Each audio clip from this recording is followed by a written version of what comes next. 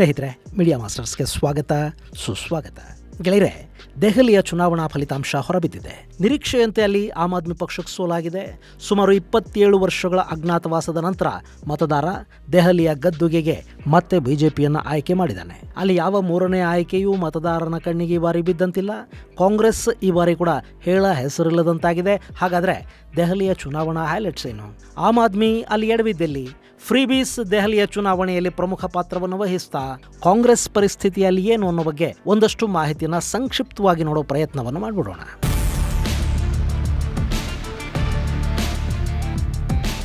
ಗೆಳೆಯರೆ, ದೆಹಲಿಯ ವಿಧಾನಸಭಾ ಚುನಾವಣೆಗಳ ಫಲಿತಾಂಶ ಬಂದಿದೆ. ಅಲ್ಲಿ ಬಾರಿ ಚುನಾವಣೆಗಳು ಘೋಷಣೆ ಆಗೋ ಹೊತ್ತಿಗಾಗಲೇ ಆಮ್ ಆದ್ಮಿ ಪಕ್ಷಕ್ಕೆ ಗೆಲುವು ಕಷ್ಟ ಆಗುತ್ತೆ ಅನ್ನೋ ಸೂಚನೆಗಳು ದಟ್ಟವಾಗಿ ಕಾಣ್ತಾ ಇದ್ವು. ಕಾಂಗ್ರೆಸ್ ಮುಸ್ಲಿಂ ಮತಗಳನ್ನೇ ನೆಚ್ಕೊಂಡು ಅದಕ್ಕೇನು ಬೇಕೋ ಅಷ್ಟನ್ನು ಮಾತ್ರ ಮಾಡ್ತಾ ಬರ್ತಾ ಇದ್ದ ಕಾಂಗ್ರೆಸ್ ಈ ಬಾರಿ ದೆಹಲಿಯ ಮುಸ್ಲಿಂ ಪ್ರಾಬಲ್ಯದ ಕ್ಷೇತ್ರಗಳಲ್ಲಾದರೂ ಅಕೌಂಟನ್ನು ತೆರೆಯಬಹುದು ಅನ್ನೋ ಸಣ್ಣ ನಿರೀಕ್ಷೆಯನ್ನು ಇಟ್ಕೊಂಡಿತ್ತು. ಆದರೆ ಅವರಿಗೆ ಅದು ಕೂಡ ಸಾಧ್ಯ ಆಗಿಲ್ಲ.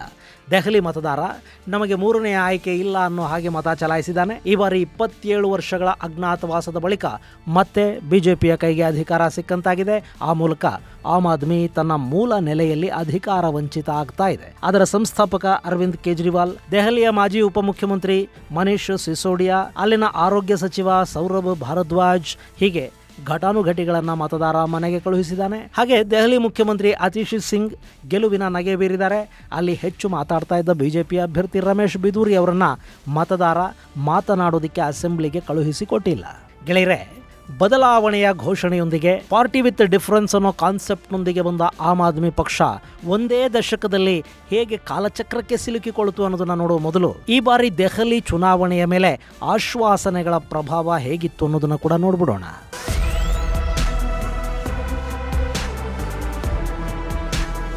ಸ್ನೇಹಿತರೆ, ಈ ದೇಶದಲ್ಲಿ ಚುನಾವಣೆಗಳನ್ನು ಸುಲಭವಾಗಿ ಮಾಡೋದು ಹೇಗೆ ಅಂತ ತೋರಿಸಿದ್ದು ಕರ್ನಾಟಕದ ಚುನಾವಣೆಗಳು. ಚುನಾವಣಾ ಸಂದರ್ಭದಲ್ಲಿ ರಾಜ್ಯದ ಖಜಾನೆಯ ತಾಕತ್ತನ್ನು ಮೀರಿ ಉಚಿತ ಹಾಗೂ ಜನಪ್ರಿಯ ಆಶ್ವಾಸನೆಗಳನ್ನು ಕೊಟ್ಟು ಕರ್ನಾಟಕದಲ್ಲಿ ಕಾಂಗ್ರೆಸ್ ಗೆಲುವನ್ನು ಸಾಧಿಸಿತು. ಆ ಗೆಲುವಿದೆಯಲ್ಲ, ಅದು ಹೀಗೆ ಮಾಡಿಬಿಟ್ರೆ ನಾವು ಎಲೆಕ್ಷನ್ ಗೆದ್ದು ಬಿಡಬಹುದು ಅನ್ನೋ ಭರವಸೆ ಮತ್ತು ಅಭಿಪ್ರಾಯಕ್ಕೆ ದೇಶದ ಬಹುತೇಕ ರಾಜಕೀಯ ಪಕ್ಷಗಳು ಬರೋ ಹಾಗೆ ಮಾಡಿತು. ತೆಲಂಗಾಣದಲ್ಲಿ ಕೂಡ ಕಾಂಗ್ರೆಸ್ ಅದೇ ತಂತ್ರವನ್ನು ಬಳಸಿ ಗೆಲುವು ಸಾಧಿಸಿತು. ಆಂಧ್ರ ಪ್ರದೇಶದಲ್ಲಿ ಈ ಬಾರಿ ತೆಲುಗು ದೇಶಂ ಕೂಡ ಅದೇ ಕೆಲಸವನ್ನು ಮಾಡಿತು. ಈ ಸುಲಭ ತಂತ್ರ ಗೊತ್ತಾದ ಮೇಲೆ ಬೇರೆ ಪಕ್ಷಗಳಾದರೂ ಹೇಗೆ ಸುಮ್ಮನೆ ಇರುತ್ತವೆ? ಇವತ್ತು ಉಚಿತಗಳ ಘೋಷಣೆ ಅನ್ನೋದು ಚುನಾವಣೆಯ ಮೂಲ ಮಂತ್ರ ಆಗ್ತಾ ಇದೆ. ದೆಹಲಿಯಲ್ಲಿ ಕೂಡ ಇಂಥ ಘೋಷಣೆಗಳ ವಿಷಯದಲ್ಲಿ 3 ಪಕ್ಷಗಳು ಪೈಪೋಟಿಗೆ ಬಿದ್ದಂತೆ ಕಾಣ್ತಾ ಇದ್ವು.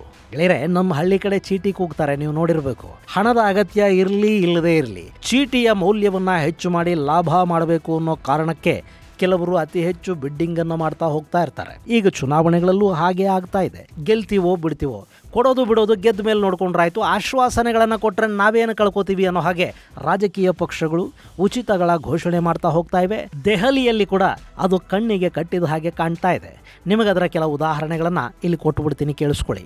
ಆಮ್ ಆದ್ಮಿ ಪಕ್ಷ ಮಹಿಳಾ ಸಮ್ಮಾನ್ ಹೆಸರಲ್ಲಿ 18 ತುಂಬಿದ ಪ್ರತಿ ಮಹಿಳೆಗೆ ತಿಂಗಳಿಗೆ 2,100 ರೂಪಾಯಿ ಕೊಡೋದಾಗಿ ಹೇಳ್ತು. ಅದಕ್ಕವರು ದೆಹಲಿಯ ವೋಟರ್ ಲಿಸ್ಟಲ್ಲಿ ಹೆಸರು ಹೊಂದಿರಬೇಕು, ಸರ್ಕಾರಿ ನೌಕರರು, ಶಾಸಕರು, ರಾಜಕಾರಣಿಗಳ ಕುಟುಂಬಕ್ಕೆ ಸೇರಿದವರಾಗಿರಬಾರದು ಅಂತ ಹೇಳಲಾಯಿತು.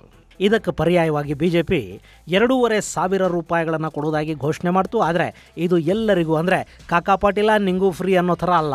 BPL ಕುಟುಂಬಗಳ ಮಹಿಳೆಯರಿಗೆ 2,500 ರೂಪಾಯಿ ಹಣ, ಹಾಗೆ ಗರ್ಭಿಣಿ ಮಹಿಳೆಯರಿಗೆ 21,000 ರೂಪಾಯಿ ಮಾತೃ ಸುರಕ್ಷಾ ವಂದನಾ ಹೆಸರಿನ ಗಿಫ್ಟನ್ನು ಬಿಜೆಪಿ ಘೋಷಣೆ ಮಾಡ್ತು. ಕಾಂಗ್ರೆಸ್ ಕೂಡ ಪ್ಯಾರಿ ದೀದಿ ಅನ್ನುವ ಹೆಸರಲ್ಲಿ ತಿಂಗಳಿಗೆ 2,500 ರೂಪಾಯಿ ಕೊಡ್ತೀವಿ ಅಂತ ಹೇಳ್ತು. ಇನ್ನು ಯುವಕರಿಗೆ ಆಮ್ ಆದ್ಮಿ ಅಂಬೇಡ್ಕರ್ ಸಮ್ಮಾನ್ ಯೋಜನೆಯನ್ನು ಕೊಡ್ತೀವಿ ಅಂತೂ. ಅದರ ಅಡಿಯಲ್ಲಿ ದಲಿತ ವರ್ಗಗಳ ವಿದ್ಯಾರ್ಥಿಗಳು ವಿದೇಶಿ ಕಾಲೇಜುಗಳಲ್ಲಿ ಕಲಿಯ ಬಯಸಿದರೆ ಅವರ ಶಿಕ್ಷಣ ವೆಚ್ಚ, ಕಾಲೇಜು ಟ್ಯೂಷನ್ ಫೀ, ಅವರ ಪ್ರಯಾಣ ವೆಚ್ಚ, ಅಲ್ಲಿನ ವಸತಿ ವೆಚ್ಚ ಪ್ರತಿಯೊಂದನ್ನು ಸರ್ಕಾರದಿಂದಲೇ ಕೊಡ್ತೀವಿ ಅಂತ ಹೇಳ್ತು.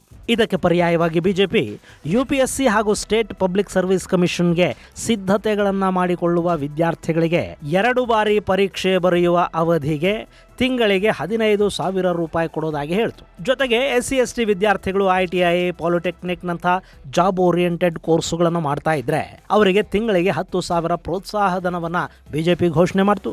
ಕಾಂಗ್ರೆಸ್ ಯುವ ವಿಕಾಸ್ ಉಡಾನ್ ಹೆಸರಲ್ಲಿ ವಿದ್ಯಾರ್ಥಿಗಳಿಗೆ 8,500 ರೂಪಾಯಿ ತಿಂಗಳಿಗೆ ಕೊಡ್ತೀವಿ ಅಂತ ಹೇಳ್ತು. ಇನ್ನು ವೃದ್ಧರಿಗೆ ಸರ್ಕಾರಿ ಹಾಗೂ ಖಾಸಗಿ ಆಸ್ಪತ್ರೆಗಳಲ್ಲಿ ಉಚಿತ ಚಿಕಿತ್ಸೆ ಅಂತ ಆಮ್ ಆದ್ಮಿ ಹೇಳಿದ್ರೆ 60 ರಿಂದ 70 ನಡುವೆ ಇರೋರಿಗೆ 2,500 ರೂಪಾಯಿ, 70 ದಾಟಿದ ದಾಟಿದವರಿಗೆ 3,000 ರೂಪಾಯಿ ಪೆನ್ಷನ್ ಕೊಡ್ತೀವಿ ಅಂತ ಬಿಜೆಪಿ ಹೇಳ್ತು. ಜೊತೆಗೆ ಹಿರಿಯ ನಾಗರಿಕರಿಗೆ 10 ಲಕ್ಷ ರೂಪಾಯಿವರೆಗೆ OPD ಹಾಗೂ ಡಯಾಗ್ನೋಸ್ಟಿಕ್ ಸರ್ವಿಸ್ಗಳಲ್ಲಿ ಉಚಿತ ಮತ್ತು 5 ಲಕ್ಷ ರೂಪಾಯಿಗಳವರೆಗೆ ಕೇಂದ್ರ ಸರ್ಕಾರದಿಂದ ಹೆಲ್ತ್ ಇನ್ಶೂರೆನ್ಸು, ಇನ್ನು 5 ಲಕ್ಷ ದೆಹಲಿ ಸರ್ಕಾರದಿಂದ ಆಯುಷ್ಮಾನ್ ಭಾರತ ಸ್ಕೀಮ್ನ ಅಡಿಯಲ್ಲಿ ಉಚಿತ ಇನ್ಶೂರೆನ್ಸನ್ನು ಕೊಡೋದಾಗಿ ಬಿಜೆಪಿ ಘೋಷಣೆ ಮಾಡ್ತು. ಇನ್ನು ಕಾಂಗ್ರೆಸ್, ನೀವು ವೃದ್ಧರಿಗೆ ಮಾತ್ರ ಕೊಟ್ಟರೆ ನಾವು ಎಲ್ಲರಿಗೂ ಕೊಡ್ತೀವಿ ಅಂತ ಹೇಳ್ತು. 25 ಲಕ್ಷ ರೂಪಾಯಿಗಳ ವೆಚ್ಚದವರೆಗೆ ದೆಹಲಿಯ ಪ್ರತಿ ನಾಗರಿಕನಿಗೆ ಎಲ್ಲ ಆಸ್ಪತ್ರೆಗಳಲ್ಲಿ ಜೀವನ್ ಸುರಕ್ಷಾ ಯೋಜನೆಯ ಹೆಸರಲ್ಲಿ ಉಚಿತ ಚಿಕಿತ್ಸೆಯ ಘೋಷಣೆಯನ್ನು ಕಾಂಗ್ರೆಸ್ ಮಾಡ್ತು. ಇನ್ನು ಆಟೋ ಡ್ರೈವರ್ ಮಗಳ ಮದುವೆ ಆದರೆ 1 ಲಕ್ಷ ರೂಪಾಯಿ, ದೀಪಾವಳಿ ಹೋಳಿ ಹಬ್ಬಗಳಿಗೆ ಆಟೋ ಡ್ರೈವರ್ಗಳಿಗೆ 2 ಜೊತೆ ಯೂನಿಫಾರ್ಮ್, 10 ಲಕ್ಷ ರೂಪಾಯಿ ಜೀವ ವಿಮೆ, 5 ಲಕ್ಷ ಅಪಘಾತ ವಿಮೆ ಉಚಿತ ಅಂತ ಆಮ್ ಆದ್ಮಿ ಹೇಳ್ತು. ಹೋಳಿ ದೀಪಾವಳಿಗೆ ನಾವು LPG ಸಿಲಿಂಡರನ್ನು ಫ್ರೀ ಆಗಿ ಕೊಡ್ತೀವಿ ಅಂತ ಬಿಜೆಪಿ ಹೇಳ್ತು. ಸ್ಲಮ್ಮುಗಳಲ್ಲಿ ಅಟಲ್ ಕ್ಯಾಂಟೀನ್ ಮಾಡಿ 5 ರೂಪಾಯಿಗೆ ಊಟ ಕೊಡ್ತೀವಿ ಅಂತಲೂ ಘೋಷಣೆ ಮಾಡ್ತು. ನಮ್ಮಲ್ಲಿ ಇಂದಿರಾ ಕ್ಯಾಂಟೀನ್ ಇದೆಯಲ್ಲ ಹಾಗೆ. ಆಟೋ ಡ್ರೈವರ್ಗಳ ಜೊತೆ ಇವರು ಟ್ಯಾಕ್ಸಿ ಡ್ರೈವರ್ಗಳನ್ನು ಸೇರಿಸ್ಕೊಂಡ್ರು. ಅವರಿಗೆ ಇನ್ಶೂರೆನ್ಸ್ ಕೊಡೋದರ ಜೊತೆಗೆ ಅವರ ಮಕ್ಕಳಿಗೆ ಸ್ಕಾಲರ್ಶಿಪ್ ಕೊಡೋದಾಗಿ ಘೋಷಣೆ ಮಾಡಿದ್ರು. ಆಟೋ ಡ್ರೈವರ್ಗಳ ಮಕ್ಕಳಿಗೆ ಕಾಂಪಿಟೇಟಿವ್ ಎಕ್ಸಾಮ್ಸ್ಗೆ ಪ್ರಿಪೇರ್ ಆದರೆ ಸರ್ಕಾರ ಫೀಸ್ ಕೊಡುತ್ತೆ ಅಂತ ಆಮ್ ಆದ್ಮಿ ಹೇಳ್ತು. ಯಾರ್ಯಾರಿಗೆ ಅಗತ್ಯ ಇದೆಯೋ, ಯಾರ್ಯಾರು ಬಡ ವಿದ್ಯಾರ್ಥಿಗಳಿದಾರೋ ಅವರಿಗೆಲ್ಲ KGಯಿಂದ PGವರೆಗೆ ಅಂದರೆ ಕಿಂಡರ್ ಗಾರ್ಟನ್ನಿಂದ ಪೋಸ್ಟ್ ಗ್ರಾಜ್ಯುಯೇಷನ್ ಲೆವೆಲ್ವರೆಗೆ ಸರ್ಕಾರ ಉಚಿತ ಶಿಕ್ಷಣವನ್ನು ಕೊಡುತ್ತೆ ಅಂತ ಬಿಜೆಪಿ ಹೇಳ್ತು. ಇದರಲ್ಲಿ ಅವರು ಕಳ್ಕೋಬೇಕಾಗಿದ್ದೇನೂ ಇರಲಿಲ್ಲ.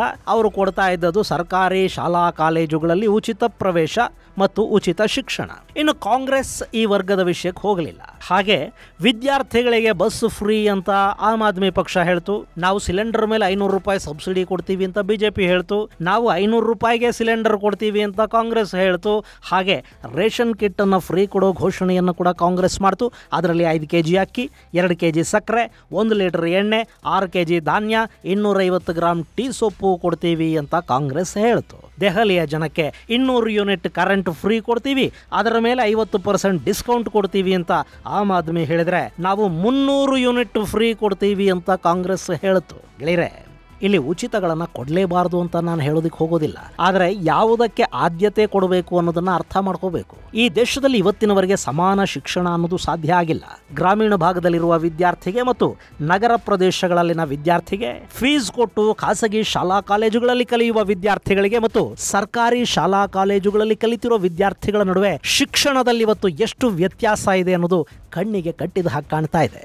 ಸರ್ಕಾರಿ ಕಾಲೇಜುಗಳಲ್ಲಿ ಯಾವ ಕೋಚಿಂಗೂ ಇಲ್ಲದೆ PU ಕಲಿಯೋ ವಿದ್ಯಾರ್ಥಿಗಳಿದಾರಲ್ಲ, ಅವರಲ್ಲಿ ಎಷ್ಟು ಜನ ನೀಟ್ JEE ಪಾಸ್ ಮಾಡ್ತಾ ಇದ್ದಾರೆ, ಅದು ಎಷ್ಟು ಜನ ಮೆಡಿಕಲ್ ಸೀಟ್ಗಳನ್ನು ತಗೋತಿದ್ದಾರೆ ಅನ್ನೋದನ್ನ ನಾವು ಒಂದ್ಸರಿ ಗಮನಿಸಬೇಕು ಮತ್ತು ಆತ್ಮವಿಮರ್ಶೆ ಮಾಡ್ಕೋಬೇಕಾದ ಅಗತ್ಯ ಇದೆ. ಇನ್ನು ಈ ದೇಶದಲ್ಲಿ ಎಲ್ಲರಿಗೂ ಉಚಿತ ಚಿಕಿತ್ಸೆ ಕೂಡ ಸಿಗ್ತಾ ಇಲ್ಲ. ಶಿಕ್ಷಣ ಮತ್ತು ಚಿಕಿತ್ಸೆ ಎರಡೂ ನಮ್ಮ ಮೂಲಭೂತ ಹಕ್ಕುಗಳು ಅಂತ ಸಂವಿಧಾನ ಹೇಳುತ್ತೆ. ಆದರೆ ಅದನ್ನು ಪಡ್ಕೊಳ್ಳೋದಕ್ಕೆ ನಮಗೆ ಇವತ್ತಿನವರೆಗೆ ಸಾಧ್ಯ ಆಗಿದೆಯಾ? ಅಕಸ್ಮಾತ್ ಸರ್ಕಾರ ಉತ್ತಮ ಶಿಕ್ಷಣ ಮತ್ತು ಉತ್ತಮ ಆರೋಗ್ಯ ಎಲ್ಲರಿಗೂ ಸಿಗುವ ಹಾಗೆ ಮಾಡ್ತು ಅಂತ ಇಟ್ಕೊಳ್ಳಿ, ಆಗ ಈ ದೇಶದಲ್ಲಿ ಯಾರು ಯಾರ ಮೇಲೂ ಆಧಾರ ಪಡಬೇಕಾಗಿರೋದೇ ಇಲ್ಲ. ಇನ್ನು ಇವೆರಡನ್ನ ಕೊಟ್ಟುಬಿಟ್ರೆ ನಮ್ಮ ರಾಜಕಾರಣಿಗಳ ಚೀಪ್ ಗಿಮಿಕ್ಗಳು ಈ ದೇಶದಲ್ಲಿ ನಡೆಯೋದೂ ಇಲ್ಲ. ಇಲ್ಲಿ BJP, Congress, Aam Aadmi, JDU, JDS, Telugu Desam, RJD, ಆ ಪಕ್ಷ ಈ ಪಕ್ಷ ಅಂತಲ್ಲ, ಎಲ್ಲ ಪಕ್ಷಗಳು ಜನರಿಗೆ ಮಂಕು ಬೂದಿ ಎರಚೋ ಕೆಲಸನ ಮಾಡ್ತಾ ಇವೆಯೇ ಹೊರತು ಬೇರೆ ಇನ್ನೇನೂ ಅಲ್ಲ. ಬಿಡಿ, ಅದರ ಬಗ್ಗೆ ಈಗ ಚರ್ಚೆ ಮಾಡೋದು ಬೇಡ. ದೆಹಲಿಯ ಚುನಾವಣೆಯಲ್ಲಿ ಇಂಥ ಆಶ್ವಾಸನೆಗಳನ್ನು ಕೊಡೋದರಲ್ಲಿ ಯಾವ ಪಕ್ಷವೂ ಹಿಂದೆ ಬಿದ್ದಿಲ್ಲ ಅನ್ನೋದನ್ನ ನಿಮಗೆ ಹೇಳೋದಕ್ಕಷ್ಟೇ ಈ ವಿಷಯ ಪ್ರಸ್ತಾಪ ಆಯಿತು. ಇಷ್ಟಾದರೂ ಇಲ್ಲಿ ಸ್ಪರ್ಧೆ ಕಂಡು ಬಂದಿದ್ದು ಆಮ್ ಆದ್ಮಿ ಮತ್ತು ಬಿಜೆಪಿಯ ನಡುವೆ ಮಾತ್ರ.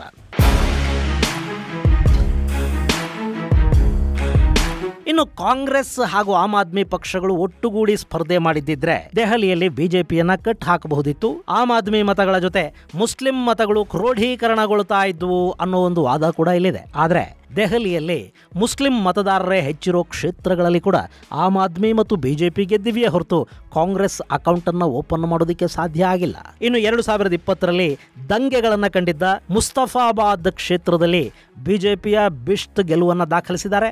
ಅಲ್ಲಿ ಆಮ್ ಆದ್ಮಿಯ ಮುಸ್ಲಿಂ ಅಭ್ಯರ್ಥಿ ಸೋಲಿಗೀಡಾಗಿದ್ದಾರೆ. ಸೊ ಇಲ್ಲಿ ಕೆಲ ಕ್ಷೇತ್ರಗಳಲ್ಲಿ ಆಮ್ ಆದ್ಮಿಯ ಸೋಲಿಗೆ ಕಾಂಗ್ರೆಸ್ ಕಾರಣ ಆಗಿರೋದು ನಿಜ ಇರಬಹುದು. ಆದರೆ ಇಬ್ಬರು ಜೊತೆಯಲ್ಲಿ ಹೋಗಿದ್ದಿದ್ರೆ ಕರ್ನಾಟಕದಲ್ಲಿ ಕಾಂಗ್ರೆಸ್ JDS ಜೊತೆಯಾಗಿ ಚುನಾವಣೆ ಮಾಡಿದ ಸಂದರ್ಭದಲ್ಲಿ ಫಲಿತಾಂಶ ಏನಾಯಿತು ಅದೇ ಥರದ ಫಲಿತಾಂಶ ದೆಹಲಿಯಲ್ಲಿ ಕೂಡ ಬರ್ತಾ ಇತ್ತು ಅಂತ ಕೆಲವರು ಹೇಳ್ತಾ ಇದ್ದಾರೆ. ಇಲ್ಲಿ ಕಾಂಗ್ರೆಸ್ಗೆ ಆಮ್ ಆದ್ಮಿ ಅನ್ನೋದು ತುಂಬಾನೇ ದೊಡ್ಡ ಶತ್ರು. ಯಾಕೆ ಅಂದ್ರೆ ಆಮ್ ಆದ್ಮಿ ಕೇವಲ ದೆಹಲಿಗೆ ಮಾತ್ರ ಸೀಮಿತ ಆಗ್ತಾ ಇಲ್ಲ, ಅದು ಬೇರೆ ಬೇರೆ ರಾಜ್ಯಗಳಿಗೆ ವಿಸ್ತರಿಸಿಕೊಳ್ಳುವ ಪ್ರಯತ್ನವನ್ನು ಮಾಡ್ತಾ ಇದೆ ಮತ್ತು ಅಲ್ಲೆಲ್ಲ ಅವರು ಕಾಂಗ್ರೆಸ್ಗೆ ಪ್ರತಿಸ್ಪರ್ಧಿಗಳಾಗಿ ಕಾಣ್ತಾ ಇದ್ದಾರೆ. ಹೀಗಾಗಿ ಆಮ್ ಆದ್ಮಿಯ ಬೆಳವಣಿಗೆಯನ್ನು ಕಾಂಗ್ರೆಸ್ ಸಹಿಸೋದಿಲ್ಲ. ಇನ್ನು ಭ್ರಷ್ಟಾಚಾರದ ವಿರುದ್ಧ ಮಾತಾಡಿಕೊಂಡು ಬಂದ ಆಮ್ ಆದ್ಮಿ ಕೂಡ ಕಾಂಗ್ರೆಸ್ ಜೊತೆ ಸಂಪೂರ್ಣವಾಗಿ ಬೆರೆಯೋದಿಕ್ಕೆ ಸಾಧ್ಯ ಆಗ್ತಾ ಇಲ್ಲ. ಕೇಜ್ರಿವಾಲ್ದು ಮೈಲ್ಡ್ ಹಿಂದುತ್ವ, ಕಾಂಗ್ರೆಸ್ ಅಲ್ಪಸಂಖ್ಯಾತರ ಮತಗಳಿಕೆಯ ಕಾರಣದಿಂದ ತನ್ನನ್ನು ತಾನು ಪ್ರಬಲ ಹಿಂದೂ ವಿರೋಧಿ ಅಂತ ಬಿಂಬಿಸ್ಕೊಳ್ತಾ ಹೋಗ್ತಾ ಇದೆ. ಹೀಗಾಗಿ ಕಾಂಗ್ರೆಸ್ ಜೊತೆ ಕಾಣಿಸ್ಕೊಂಡ್ರೆ ಹಿಂದೂ ಮತಗಳು ಮತ್ತು ತಮ್ಮ ಸಾಂಪ್ರದಾಯಿಕ ಮತಗಳು ದೂರ ಆಗತ್ವೆ ಅನ್ನೋ ಭಯ ಆಮ್ ಆದ್ಮಿಗಿದೆ. ಈ ಎಲ್ಲ ಕಾರಣಗಳು ಆಮ್ ಆದ್ಮಿ ಮತ್ತು ಕಾಂಗ್ರೆಸ್ ಒಂದಾಗಿದ್ರೂ ಕೂಡ ಅಲ್ಲಿ ಅಂಥ ಲಾಭವನ್ನೇನು ತಂದು ಕೊಡ್ತಾ ಇರಲಿಲ್ಲ ಅನ್ನೋ ವಾದಕ್ಕೆ ಪುಷ್ಟಿಯನ್ನು ಕೊಡ್ತಾ ಇವೆ. ಇನ್ನು ಆಮ್ ಆದ್ಮಿಯ ಸೋಲು ಗೆಳೆಯರೆ, ಇಲ್ಲಿ 2 ಅವಧಿಗಳ ಕಾಲ ಒಂದೇ ಪಕ್ಷ ರಾಜ್ಯವನ್ನು ಆಳ್ವಿಕೆ ಮಾಡಿದಾಗ ಸಹಜವಾಗಿ ಒಂದು ಆಂಟಿ ಇನ್ಕಂಬೆನ್ಸ್ ಅನ್ನೋದಿರುತ್ತೆ. ಅದು ವರ್ಕ್ ಆದ ಹಾಗೆ ಕಾಣ್ತಾ ಇದೆ. ಆಮ್ ಆದ್ಮಿ ಪಕ್ಷ ಇದೆಯಲ್ಲ, ಇದು ಭಾರತದ ರಾಜಕೀಯ ಚರಿತ್ರೆಯಲ್ಲಿ ಒಂದು ದೊಡ್ಡ ನಿರಾಶಾವಾದಕ್ಕೆ, ಡಿಸಪಾಯಿಂಟ್ಮೆಂಟ್ಗೆ ಕಾರಣ ಆಗ್ತಾ ಇದೆ ಅಂತ ಹೇಳಿದರೆ ಖಂಡಿತ ತಪ್ಪೇನಾಗೋದಿಲ್ಲ. ಭಾರತದ ಬೇರೆಲ್ಲ ರಾಜಕೀಯ ಪಕ್ಷಗಳಿಗೆ ಹೋಲಿಸಿದರೆ ಅತಿ ಹೆಚ್ಚು ಭರವಸೆ ಮೂಡಿಸಿದ್ದು ಆಮ್ ಆದ್ಮಿ ಪಕ್ಷ.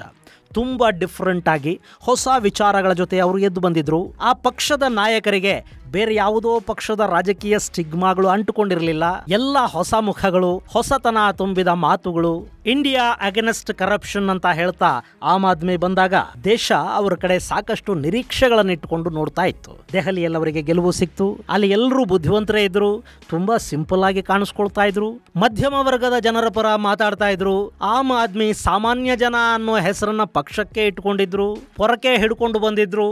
ದಶಕಗಳ ಕಾಲ ಈ ದೇಶ ಕಂಡ ಅನಾಚಾರ ಮತ್ತು ಭ್ರಷ್ಟಾಚಾರಗಳನ್ನು ಗುಡಿಸಿ ಹಾಕೋ ಪಣ ತೊಟ್ಟಿದ್ರು. ಪಾಪ ಕೇಜ್ರಿವಾಲ್ ಅಂತೂ ಮಫ್ಲರ್ ಸುತ್ತಕೊಂಡು ಕೆಮ್ತಾ ಮಾತಾಡ್ತಾ ಇದ್ರೆ ಯಾರೋ ನಮ್ಮ ಪಕ್ಕದ ಮನೆಯವರೇ ಇರಬೇಕು ಅಂತಲೂ ಅನ್ನಿಸ್ತಾ ಇತ್ತು. ಆದರೆ ಅಧಿಕಾರಕ್ಕೆ ಬಂದ ನಂತರ ಆಮ್ ಆದ್ಮಿಯಾಗಿ ಉಳಿಲಿಲ್ಲ. ಇಂಡಿಯಾ ಅಗೇನೆಸ್ಟ್ ಕರಪ್ಷನ್ ಅಂತ ಬಂದವರ ವಿರುದ್ಧನೇ ಭಯಾನಕ ಭ್ರಷ್ಟಾಚಾರದ ಆರೋಪಗಳು ಶುರುವಾದವು. ಲಿಕ್ಕರ್ ಪಾಲಿಸಿ ಅವರ ಹೆಸರನ್ನ ಮಣ್ಣು ಪಾಲು ಮಾಡ್ತು. ಲಿಕ್ಕರ್ ಅನ್ನೋದೇ ಅವರ ಸಿದ್ಧಾಂತಕ್ಕೆ ವಿರುದ್ಧ. ಹೀಗಿದ್ದಾಗ ಅಲ್ಲಿ ಖಾಸಗಿ ವ್ಯಕ್ತಿಗಳಿಗೆ ಲಾಭ ಮಾಡಿಕೊಡೋ ಕಾನೂನು ಜಾರಿ ಮಾಡೋದಕ್ಕೆ ಹೋಗಿ ಕೇಜ್ರಿವಾಲ್ ಜೈಲು ಪಾಲಾಗಬೇಕಾಯಿತು. ಅವರ ಸಾಕಷ್ಟು ಯೋಜನೆಗಳು ದೆಹಲಿಯಲ್ಲಿ ದೊಡ್ಡ ಬದಲಾವಣೆಯನ್ನು ತರೋದ್ರಲ್ಲಿ ವಿಫಲ ಆದವು. ಅಧಿಕಾರ ಆಮ್ ಆದ್ಮಿಯ ಕೆಮ್ಮನ್ನು ಗುಣಪಡಿಸ್ತು. ಮಫ್ಲರ್ ಮಾಯ ಆಯಿತು. ಅವರ ಮುಖದಲ್ಲಿ ಆರೋಗ್ಯವಂತ ಕಳೆ ಶುರು ಆಯಿತು. ಅವರ ಮನೆಯ ಬಗ್ಗೆ ವಿವಾದ ಹುಟ್ಟಿತು. ಆಮ್ ಆದ್ಮಿಯ ಐಷಾರಾಮಿ ಮನೆಯಲ್ಲಿ ಏನೆಲ್ಲ ಇದೆ ಅನ್ನೋದು ದೆಹಲಿಯ ಗಲ್ಲಿಗಳಲ್ಲಿ ಚರ್ಚೆಯ ವಿಷಯ ಆಯಿತು. ಜನ ಅವರ ಮೇಲಿನ ವಿಶ್ವಾಸವನ್ನ ಕಳ್ಕೊತಾ ಹೋದ್ರು. ಭ್ರಷ್ಟಾಚಾರದ ವಿರುದ್ಧ ಹೋರಾಟ ಮಾಡ್ತಾ ಇಡೀ ದೇಶವನ್ನ ಆವರಿಸಿಕೊಳ್ಳಬಹುದಾಗಿದ್ದ ಪಕ್ಷವೊಂದು 2 ಅವಧಿಗಳ ಒಳಗೆ ದೆಹಲಿಯಂತ ಚಿಕ್ಕ ರಾಜ್ಯದ ಜನಕ್ಕೆ ಬೇಡ ಅನ್ಸೋದಕ್ಕೆ ಶುರುವಾಗಿದ್ದು ನಿಜಕ್ಕೂ ಖೇದಕರ ವಿಷಯನೇ.